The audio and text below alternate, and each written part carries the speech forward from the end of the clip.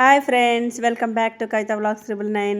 తమ్ముళ్ళు చూసే ఉంటారు కదా. ఈరోజు ఏం చేస్తున్నాను, ఇప్పుడు నేను తలకాయ కూర అండ్ బగారా వేస్తున్నా. చూసేయండి నా పద్ధతిలో నేను ఎలా చేస్తాను. ఒక సైడు కుక్కర్ పెట్టుకున్నా. కుక్కర్ పెట్టేసుకొని కొంచెం ఆయిల్ వేసేసుకున్నా. ఆయిల్ వేసుకొని అందులో దాల్చిన చెక్క అండ్ సాజీరా, ఇలాచీలు, లవంగాలు వేసేసుకున్నా. ఇలాచీలు కొంచెం ఇట్లా పొట్టు తీసి వేద్దామని వేస్తున్నా. ఈరోజు మీరేం స్పెషల్ చేసుకున్నారో కింద కామెంట్ సెక్షన్లో కామెంట్ చేయండి. తర్వాత ఆనియన్స్ వేసేసుకున్నాను. కొన్ని ఏమో బగారకని కొన్ని ఆనియన్స్ అలా ఉంచుకున్నా. అవి గోధుమ కలర్లో వచ్చేదాకా ఏం చేసుకున్నా. అవి వేగేదాకా పక్కన వేరే బిర్యానీ కోసం బౌల్ పెట్టేసుకొని బౌల్లో ఆయిల్ వేసేసుకొని అందులో సాజీరా సేమ్ ఇలాచీలు అండ్ దాల్చిన చెక్క, లవంగాలు వేసేసుకున్నాను. అందరూ అడుగుతున్నారు కదా ఫ్రెండ్స్, మీకు ఫస్ట్ పేమెంట్ వచ్చిందా అని.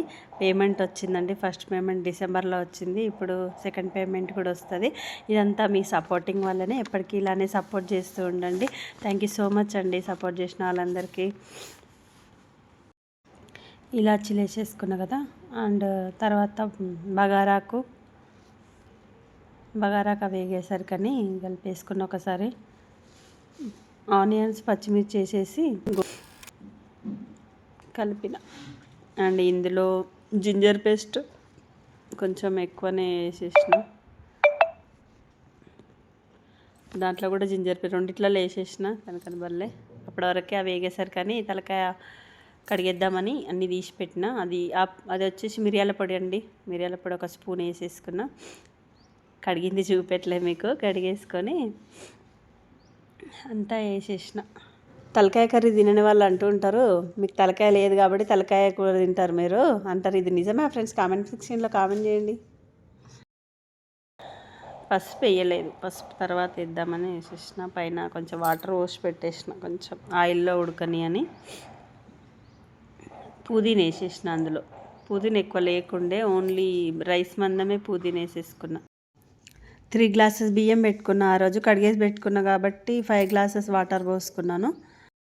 వాటర్ పోసుకున్న తర్వాత వాటర్ మసిలేంత వరకు పక్కన కర్రీ మొత్తం కలిపేసుకోవాలి. ఆ కూరకు సరిపడే అంత కారము, పసుపు. కారం వచ్చేసి 3 స్పూన్స్ కారము, 2 స్పూన్స్ ఉప్పు వేసేసుకున్న, 1/2 స్పూను పసుపు అన్నీ వేసేసి మంచిగా కలిపేసుకోవాలి. కలిపేసేసుకొని మంచిగా మూత పెట్టేసేసుకోవాలి. ఇక మూత పెట్టేసేస్తారు. నా వాయిస్ కొంచెం ఇబ్బంది అయితే ఏమనుకోకండి, కొంచెం కోల్డ్ అయింది. ముక్కకు పట్టేలాగా మంచిగా కలిపేసుకోవాలి. మంచిగా కలిపేసేసి మూత పెట్టేసేయాలి. ఇక మూత పెట్టలే, కొంచెం కారము అన్నీ ముక్కకు పట్టాలని పైన గిన్నె పెట్టి వాటర్ పోసి పెట్టిన. కొంచెం అట్లా అయినాక మంచిగా ముక్కకు పడుతుంది అన్నట్టు. లేదంటే డైరెక్ట్ కుక్కర్లో ఉడికితే అంత టేస్ట్ ఉండదు. ఇలా ఉడికినాక అలా పెడితే మెత్తగా ఉడుకుతుంది. దానికి సరిపడా చింతపండు పిండి అందులో వేసేసిన. చింతపండు పోస్తేనే టేస్ట్ ఉంటుంది తలకాయ కర్రీకి.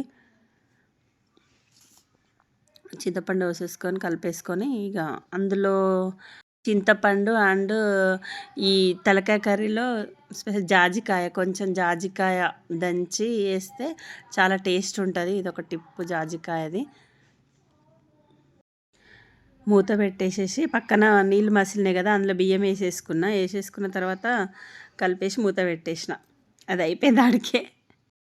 అదంతా డిలీట్ అయిపోయింది వీడియో. నెక్స్ట్ డైరెక్ట్ తినడమే. ఇక టేస్ట్ చూసి చెప్తా ఎలా ఉందో. తింటున్నాం, అందరం కూర్చొని తింటున్నాం. బాగుంది, టేస్ట్ వచ్చింది కర్రీ అయితే. మనం అన్నీ వేస్తే కంటే ఇట్లా సింపుల్గా చేసుకుంటేనే బాగుంటుంది. బాగుంది.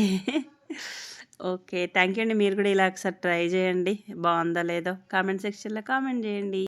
Thank you for watching. Thank you so much అండి.